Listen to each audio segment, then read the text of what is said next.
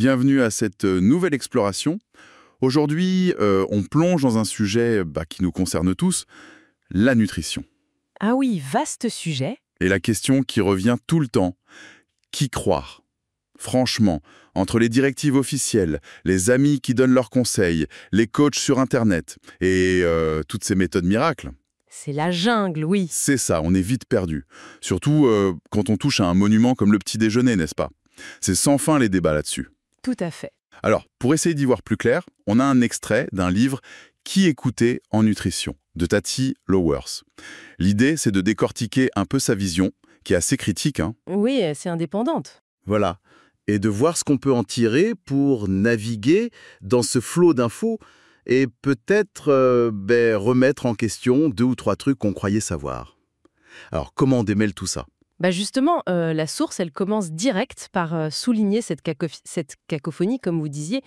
Tati Lowers, elle nous met en garde contre les certitudes, en fait. D'où qu'elles viennent? Exactement. Que ce soit les recommandations officielles, elle les appelle les nécessaires recommandations de troupeau, une base utile, mais voilà, pas forcément adaptée à chacun. Mhm. Ou alors les règles parfois super strictes de certaines écoles alternatives qui, selon elles, peuvent être un peu liées à la, je cite, soif de reconnaissance de leur gourou. Ah oui, d'accord. Donc face à ça, l'approche qu'elle propose, elle est complètement différente. Elle met l'individu au centre. C'est-à-dire? Faire confiance à son propre corps, le considérer comme le contrôleur en chef, c'est vraiment une invitation à s'évaluer soi-même tout le temps. Qu'est-ce qui me va là maintenant, vu qui je suis? Elle le dit, hein.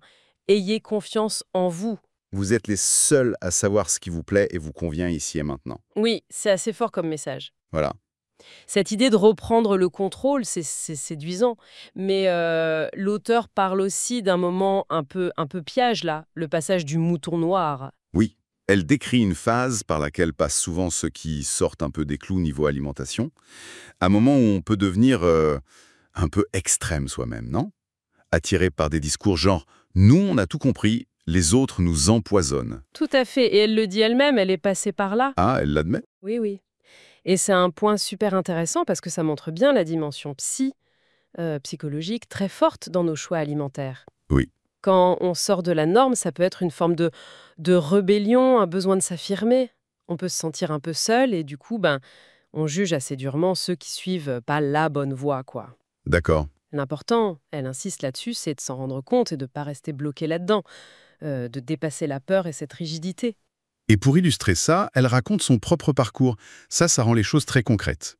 Santé fragile, depuis toujours. Un cancer à 38 ans. Oui, un parcours compliqué. Et du coup, il a testé, mais vraiment sérieusement, plein d'approches connues. Kouzmir, Seignalais, le crudivorisme façon Anne Wigmore, la macrobiotique. Elle a vraiment exploré, oui. Elle est allée loin dans l'expérimentation. Et le résultat, il a été assez déconcertant pour elle.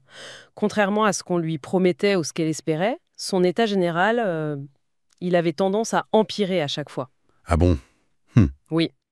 Le vrai déclic, ça a été quand elle s'est sentie quasi à l'agonie, c'est ses mots. Et là, c'est son conjoint qui l'a encouragée et elle a enfin réussi à écouter ce que son corps semblait lui dire depuis longtemps. C'est-à-dire, qu'est-ce qu'elle a changé concrètement? Eh bien, elle a recommencé à manger des choses qu'elle s'interdisait complètement, notamment plus de graisses saturées. Elle parle de hors-piste en kousminien. Ça montre bien la rupture, hein. Ah oui, carrément. Et plus de produits animaux aussi. Mais attention, choisis avec soin. Bio, animaux élevés correctement. Et en même temps, elle a réduit très très fort les sucres et les farineuses, céréales, pain, tout ça. C'est une approche qu'elle rapproche de la paléonutrition hypoglucidique. Paléonutrition hypoglucidique. Ok, ça sonne un peu technique ça. Qu'est-ce que ça veut dire en gros? En gros, c'est manger un peu comme nos ancêtres chasseurs-cueilleurs du paléolithique. C'est l'idée, hein. Donc beaucoup de légumes, des protéines animales de bonne qualité, des bonnes graisses, des fruits, des noix, mais très peu ou pas du tout de céréales, de légumineuses et de sucre ajouté ou rapide. Hypoglucidique, ça veut juste dire pauvre en glucides, quoi. D'accord. L'idée, c'est de revenir à une alimentation moins transformée et surtout moins sucrée que ce qu'on mange aujourd'hui. Et le résultat, pour elle, de ce changement radical? C'est là que c'est assez incroyable. Sa conclusion personnelle, c'est qu'à 60 ans, en écoutant enfin son profil profond, elle se sentait plus jeune et plus en forme qu'à 20 ans. Ah ouais, quand même. une vraie transformation qui l'a amené à développer ce concept central de nourriture vraie. Nourriture vraie. Qu'est-ce qu'elle met derrière ce terme exactement? C'est simple en fait. Ce sont les aliments tels que la nature nous les donne ou comme nos ancêtres les mangeaient. Le moins transformé possible, sans chimie de synthèse, sans additifs artificiels. Mhm, mhm. Elle insiste beaucoup sur certains additifs qu'elle juge potentiellement neurotoxiques et qui pourraient créer des dépendances, ce qui du coup brouillerait notre boussole interne, notre capacité à sentir ce dont on a vraiment besoin. Elle vise aussi les plasti-aliments modernes, j'imagine. Les margarines, les produits allégés, ce genre de choses? Exactement. Mais aussi des trucs plus cachés, comme les enzymes EGM. Ah oui, oui.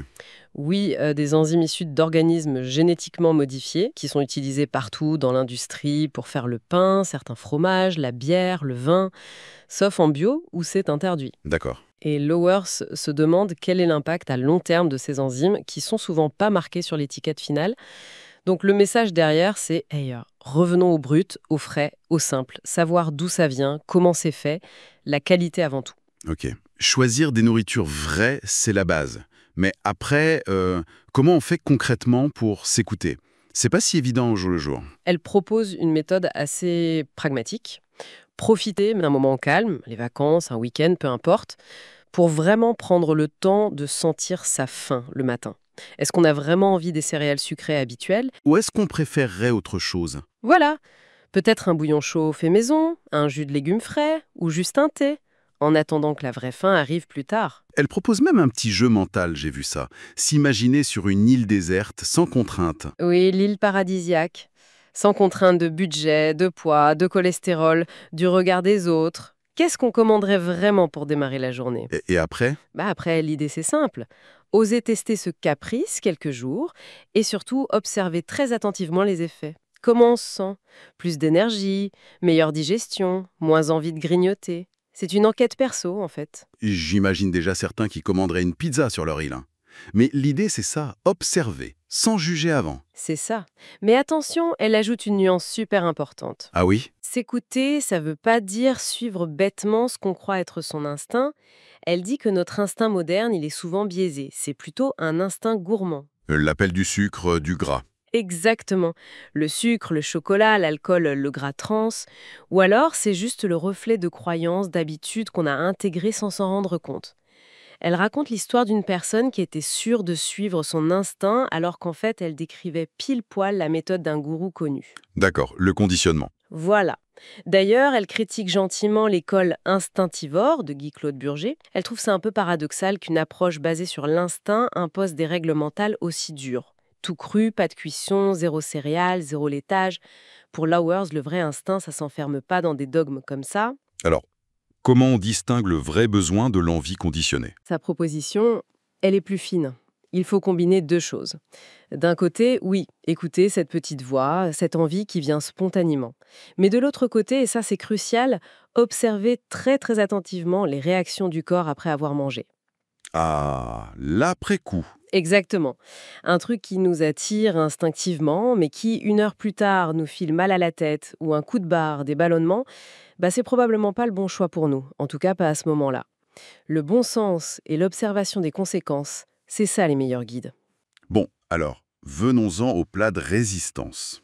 Le petit déjeuner. C'est là que ça se crispe souvent. La question de base, sucré ou salé le matin? L'auteur raconte une anecdote historique assez éclairante là-dessus. Oui, elle a déniché un document du début du XXe siècle. Ça montrait qu'un gros industriel de la confiture donnait des récompenses aux instituteurs. Sérieux? Oui, pour qu'ils convainquent les enfants que c'était bien de manger sucré le matin. Alors qu'à l'époque, à la campagne surtout, la norme c'était plutôt un bouillon chaud, du lait frais de la ferme, parfois les restes de la veille. C'est fou ça. Ça voudrait dire que notre sacro-saint petit-déj sucré, tartine confiture ou céréales, c'est peut-être pas si naturel que ça? C'est plutôt une construction culturelle poussée par le commerce. C'est exactement la question que ça soulève. Et apparemment, ça continue. L'auteur a regardé des documents pédagogiques distribués aujourd'hui dans les écoles. Et Ils mettent en avant massivement le sucré. Les céréales soufflées type Kellogg's, c'est souvent l'exemple donné. D'ailleurs, elle rappelle que la recette originale des frères Kellogg, en 1898, elle n'avait rien à voir avec les produits actuels. ah bon? Non, aujourd'hui c'est fait par extrusion. un procédé à haute température et pression. Selon elle, ça peut abîmer les nutriments et oxyder les graisses qu'on ajoute, ce qui les rendrait pas terribles pour la santé. Et elle rappelle aussi que, historiquement, Jamais aucune société humaine n'a mangé autant de sucre qu'aujourd'hui. Si on regarde les cultures traditionnelles dans le monde, la plupart commencent par du salé, riz, légumes, poissons, œufs, soupe. Le petit-déj très sucré, c'est plutôt occidental et assez récent en fait. et quelles seraient les conséquences alors de commencer systématiquement la journée avec une grosse dose de sucre? D'après Tati Lelourz, pour les personnes qui ont une régulation du sucre sanguin un peu fragile, et il y en aurait beaucoup, ce pic de sucre le matin, ça peut démarrer ce qu'elle appelle une chaudière à sucre pour toute la journée. Une chaudière à sucre. Oui, une sorte de dépendance. On cherche du sucre tout le temps, on devient nerveux, on a des sautes d'humeur, du mal à se concentrer, et bien sûr, les fameux coups de pompe en milieu de matinée ou d'après-midi. Le coup de barre de 11 heures. Voilà. Donc, sa recommandation, ce serait plutôt De garder le sucré pour plus tard. l'après-midi ou le soir, et de façon occasionnelle. Et surtout, toujours l'accompagner de bonnes graisses, genre oléagineux, avocat, chocolat noir, et de protéines. Ça ralentit l'absorption du sucre, ça lisse le pic de glycémie. Mais elle va plus loin que la composition. Elle remet aussi en cause l'idée qu'il faut absolument manger le matin. Surtout dès qu'on se lève.